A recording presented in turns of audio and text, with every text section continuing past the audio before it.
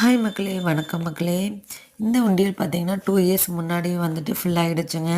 So கும்பாபிஷேகத்துக்காக wait பண்ணியிருந்தோம். So நம்ம கோயில் வேலையெல்லாம் முடிச்சு கும்பாபிஷேகம் வந்தாச்சுங்க. ஸோ அதனால் கவுண்ட் பண்ணிடலான்னு சொல்லிட்டு கவுண்ட் பண்ண ஆரம்பிச்சுட்டாங்க. ஸோ கும்பாபிஷேகத்துக்கு ஒரு 4 டேஸ் முன்னாடி தாங்க இதை கவுண்ட் பண்ண ஆரம்பித்தோம். ஸோ வந்துட்டு எவ்வளோ இருக்குன்னு கவுண்ட் பண்ணிடலான்னு சொல்லிட்டு உண்டியல் வந்துட்டு ஓப்பன் பண்ணியாச்சுங்க. எவ்வளோ இருக்குன்னு பார்க்குறதுக்கு முன்னாடி நீங்கள் என்னோட சேனலை சப்ஸ்கிரைப் பண்ணலைன்னா மறக்காமல் சப்ஸ்கிரைப் பண்ணி வச்சுக்கோங்க. இந்த மாதிரி சின்ன சின்னதாக சேவ் பண்ணிட்டு வரும்போது பார்த்தீங்க அப்படின்னா, அது ஃபுல்லாக பார்க்கும்போது வந்துட்டு அவ்வளோ ஹாப்பியாக இருக்குங்க. ஸோ வந்துட்டு காயின்ஸ் எல்லாம் எடுத்தாச்சுங்க. எடுத்துட்டு இதில் பார்த்தீங்கன்னா ₹20 நோட் மட்டும் 2 நோட் இருந்துச்சு. அதை எடுத்து வச்சாச்சுங்க. அதுக்கப்புறம் காயின்ஸில் வந்து தம்பி வந்துட்டு, அம்மா நான் ₹5 காயினாக எடுத்துக்கிறேன்னு சொல்லிட்டு ₹5 எடுத்துட்டாங்க. ஏன்னா ₹5 காயின் வந்து ஈஸியாக எடுத்துடலாம். ஸோ அவர் அதை ஸ்டார்ட் பண்ணார். நான் வந்துட்டு ₹2ம் ₹1ம் எடுத்து வைக்க ஆரம்பித்தேங்க.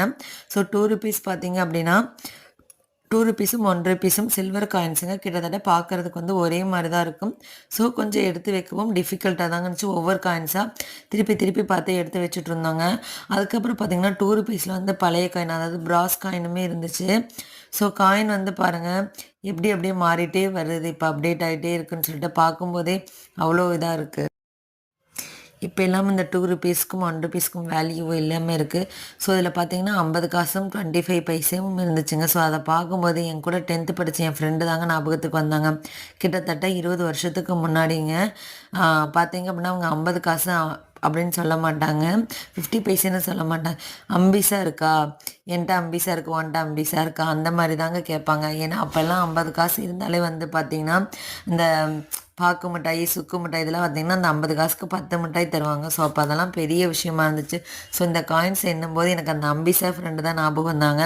ஸோ உங்களோட ஃப்ரெண்டில் யாராவது அம்பிசா சொல்கிறவங்க இருந்தாங்கன்னா இந்த வீடியோ கீழே மறக்காமல் கமெண்ட் பண்ணிட்டு போங்க.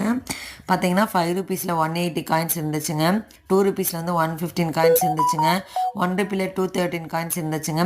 பழைய ₹2ல் 21 காயின்ஸு, ₹10ல் 1 காயின்ஸு, ₹20ல் 2 நோட்டு இருந்துச்சுங்க. மொத்தம் எவ்வளோன்னு சொல்லிட்டு கால்குலேட் பண்ணி எனக்கு இந்த வீடியோ கீழே கமெண்ட் பண்ணுங்கள். இந்த வீடியோ பிடிச்சிருந்தா லைக் பண்ணிவிட்டு சப்ஸ்கிரைப்